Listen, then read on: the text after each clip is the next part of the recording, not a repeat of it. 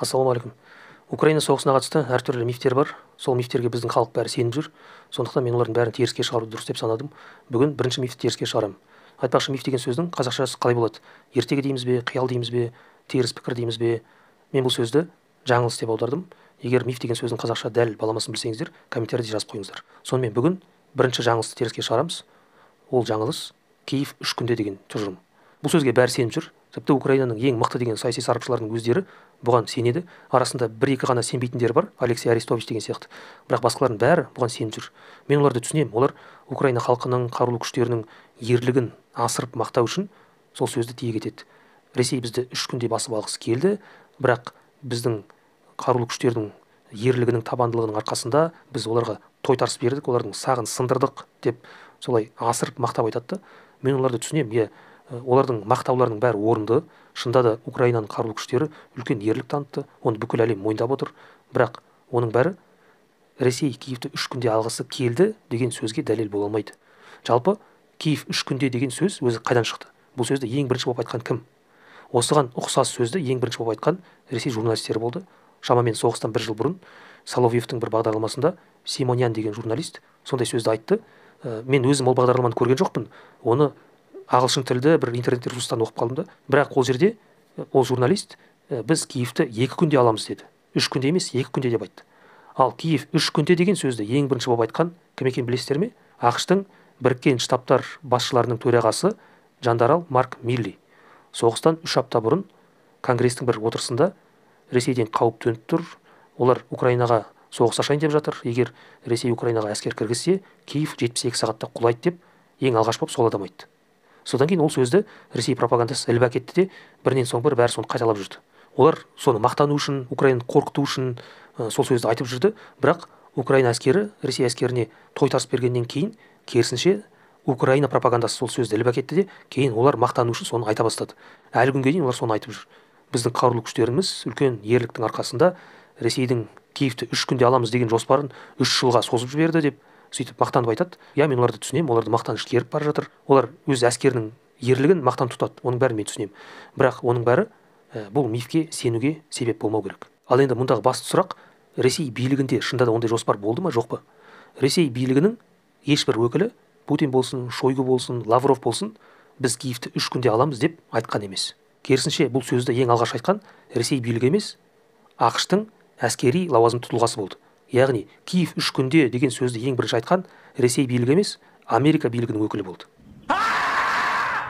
Сонымен Ресей Киевті 3 күнде алады деген сөзді ең бірінші болып Американың әскери лауазымды тұлғасы айтты. Содан кейін шамамен бір ай өткесін 8 наурызда 2022 жылы CIA директоры Уильям Бернс өзінің бір мәлімдемесінде Путин Киевті 2 күнде алуды жоспарлаған деп айтты. Бірақ ол ақпаратты ол қайдан алған белгісіз. Содан кейін сол жылдың мамыр айында Британиядағы Ресей елшісі Андрей Келин BBC-ге берген сұхбатында Ресей билігінде Киевті жаулап алу мақсаты болмаған деп айтты. Have you given up on Kiev and focusing your war in the east? It's a good question. None of our leaders, neither president or the others, has ever said that we would like to seize Kiev. Әрине, оның сөзіне ешкім сенбейді, бәрі оны Ресей өз мақсатына жете алмағасын, ол ақталу үшін солай өтірік айтып отыр деп айтады. Кім біледі, мүмкін шында да өтірік айтып отқан шығар. Бірақ оның сондай айтқан сөзі бар, ол факт. Содан кейін шамамен 1 жыл өткесін 2023 жылы Британияның The Sun деген интернет ресурсында бір мақала шықты. Сол мақалада былай деп айтылады: Ресей Украинаға шабуыл жасаудың алдында Путиннің қарамағындағы оның кеңесшілері, барлау қызметшілері оған қате ақпарат берген дейді. Олар айтқан, егер біз Украинаға әскер кіргізсек, Украинаның әрбір қаласында біздің 2000 партизанымыз отыр, олар бізге Украинаны 2 күнде жығып береді деп сондай ақпаратты Путинге айтқан. Путин соған алданып қалған деп айтады. Және бұл мәліметтерді олар ресейлік құқық қорғаушы Владимир Осечкиннен алдық дейді.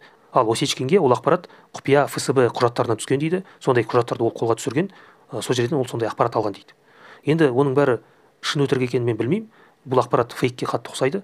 Бірақ фейк болмағанның өзінде де оның бәрі Ресей билігінде ондай жоспар болғанын дәлелдемейді.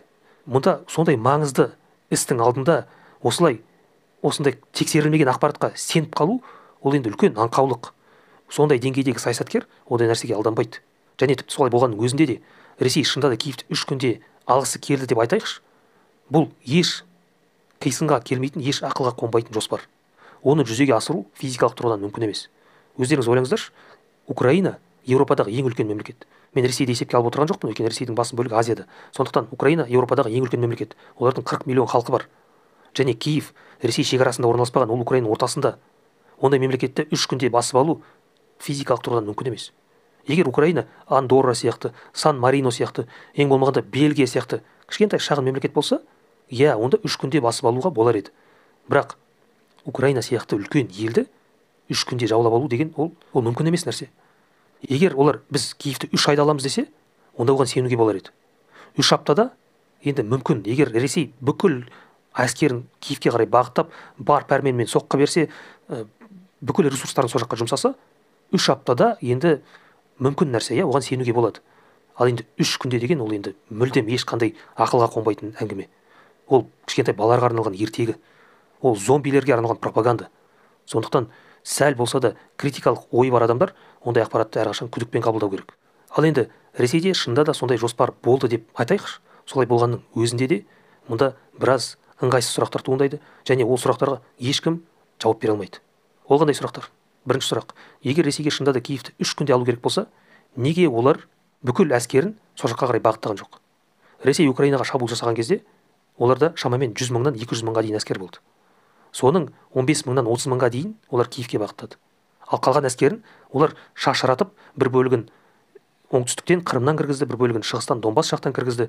Сонда мына жерде заңды сұрақ туындайды: неге олар егер Киевті 3 күнде алғысы келсе, бүкіл әскерін ең төте жолдан Беларусь жақтан немесе Курск облысынан кіргізіп Киевке қарай бағыттаған жоқ? Бұл қарапайым сұрақ, бірақ оған ешкім жауап бере алмайды. Екінші сұрақ: егер Ресейге шынында да Киевті 3 күнде алу керек болса, неге олар ақырына дейін табандылық танытып шайқасқан жоқ? Өйткені сол Беларусьтен кірген әскер Киевке небәрі 2 күнде жетті. Бірақ Украина әскері сол жерде Ресей әскеріне үлкен тойтарыс берді. Ол жақта кескілескен қырғын болды, Ресей әскері сол жерде жақсы таяқ жеді. Содан кейін тағы да екінші талпыныс болды, тағы да екінші рет Украина әскері оларға тойтарыс берді. Содан кейін Ресей әскері сол жерде тұрып кері бұрылды да кетіп қалды. Мұнда заңды сұрақ туындайды: неге? Неге олар кетіп қалды? Кішкентай Бахмут үшін Ресей жарты жыл шайқасты. Бір кішкентай Бахмут үшін. А неге олар Киевті алу үшін осындай табандылық танытқан жоқ? Сол жерде олар бір айдай шайқасты, содан кейін мүлдем кетіп қалды. Неге олар қайта талпыныс жасаған жоқ? Неге олар тағы да күш жинап, тағы да шабуыл жасаған жоқ? Бұл сұраққа біреу жауап бере ала ма? Келесі сұрақ: егер Ресейге шынында да Киевті 3 күнде алу керек болса, неге олар күштерін шашыратып, ресурстарын басқа жаққа жұмсады? Киевке баратын жолдың бойында емес, тысқары орналасқан, шетте орналасқан басқа қалаларға зымырандар жаудырып, атқылап, ресурстарын сол жаққа шығындады. Мысалы, Львовты олар не үшін атқылады? Одессаны не үшін атқылады? Ол қалалар мүлдем басқа жерде орналасқан. Неге олар бүкіл ресурстарын Киевке жұмсаған жоқ? Бұл сұраққа кім жауап бере алады? Осының бәрін көріп отырып, қандай қорытынды жасауға болады? Бұл соғыс тактикасы ешқандай ақылға сыймайды. Осының бәрінен не түсінуге болады? Ресейде шынында да Киевті алу жоспары болмаған. Олай болса, мұнда тағы бір сұрақ туындайды: егер олар Киевті алғысы келмесе, не үшін олар Киевке шабуыл жасады? Оның бәрі көзбояушылық болды.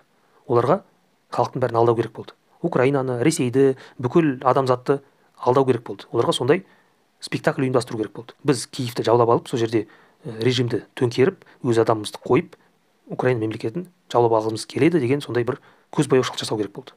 Оның бәрі шымылдық. Олай болса, мұнда ең маңызды, ең басты сұрақ туындайды: егер оның бәрі көзбояушылық болса, егер Ресейге Киев керек болмаса, онда бұл соғыстың мәні неде? Бұл соғыстың артында қандай саясат тұр? Оның шынайы мақсаты қандай? Ал осының бәрі ол бөлек видеоның тақырыбы. Арнаға жазылыңыздар, лайк басыңыздар, видеоны таратыңыздар.